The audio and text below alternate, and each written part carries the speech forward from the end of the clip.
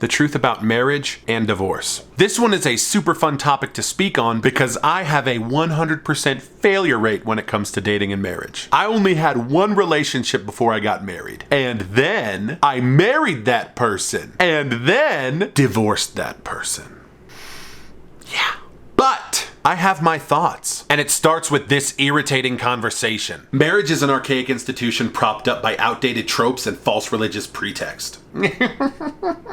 Shut your monumentally ignorant word faucet. Marriage isn't an archaic institution. Its approach and treatment have often been torturous and deeply flawed. Is the idea of community an archaic institution? Family? Friendship? What else? You know, these laws are really antiquated and archaic. It's time to move past them and into a more enlightened society. What laws would those be? Murder, assault, most forms of physical violence. These are remnants of long dead and invalid ways of thinking. Murder. You think murder should be legal, among other things. On what grounds? I really like your parking spot, and I hate your face. All of those things, and our general social agreements to them, are part of the core of what keeps humanity from descending into complete and utter chaos. Just like marriage. Or at least, marriage is supposed to be. But it has been used, abused, thrown out in the cold, buried in a shallow grave, and poisoned for the better part of modern history. The origins of legal marriage are sketchy. Sons and daughters were essentially monetary items to be bought or traded with. Maybe to solidify property rights, unite warring clans, who knows, whatever, not that. Not that kind of marriage. The roots of real, honest, sacrificial, selfless, fulfilling, dedicated, loving marriage. That's my jam. Let's talk about that. I don't think there's any more powerful humanly force for positive impact on this planet than a healthy marriage. When two people are truly, deeply, emotionally, and logically invested in the betterment and development of each other, that's world-changing. Demonstrating strength, humbleness, grace, forgiveness, and pride towards one singular human being is how legacies are born. When children grow up under that kind of unshakable, unwavering, all-encompassing, rock-solid fortress, their attitude towards life is forever changed for the better. That's how we bring good humans into the world.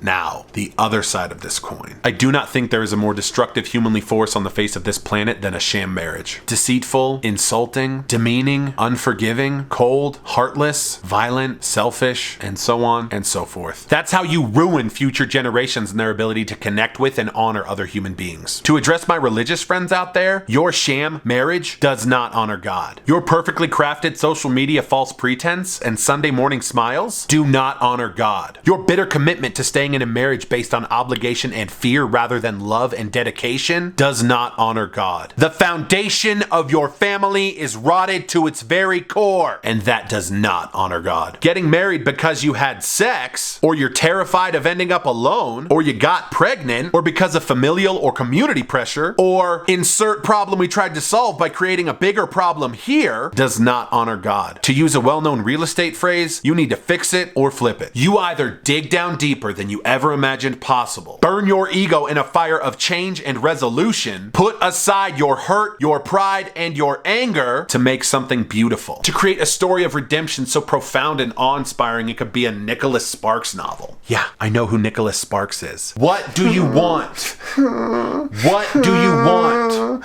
It's not that simple.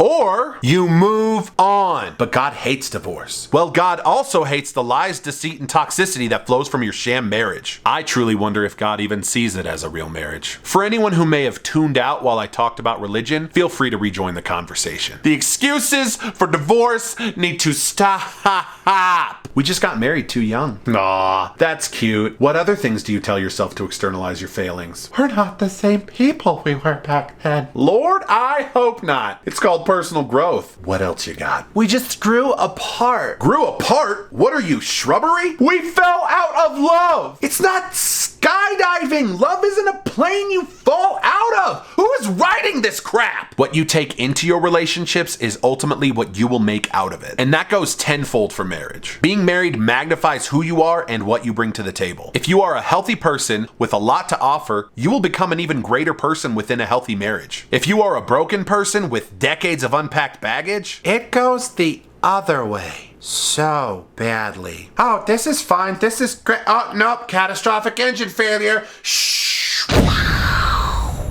I love love. I love the idea of a healthy marriage. Committing your hopes, dreams, strength, time, and energy to another human being for the sake of creating an even greater life together is downright magical to me. I firmly believe that there's no more powerful humanly bond on this planet than two people who choose to love each other in all things, who choose to grow together in all things, who choose to fight for each other in all things, who choose each other in all things, above pride, above ego, above selfishness, above discontentment, above greener pastures, above mistakes, forsaking all others. But you have to want that. You have to believe that. And you have to make that happen. Both of you. One willing person cannot make a healthy marriage, and you just can't love alone. This is beyond a sprint. This is beyond a marathon. This is your life. The whole shebang. Did you just quote Ricky Martin? Ricky Martin? What? Shebang, not she bangs. My heart can't take this cycle anymore. Pretending like we don't know what we're getting into. Lying about our misunderstanding of what marriage and commitment really looks like. It's not always fun. It's not always sexy. It's not always romantic. It's not always candlelight and red roses. It's not always butterflies in your stomach and stars in your eyes. It's not always what you want it to be. Because life isn't always like that. Sometimes it's dirty diapers, broken pipes, sick kids, overdue bills, messy floors, flat tires, fights with your family, bad days at work, and I just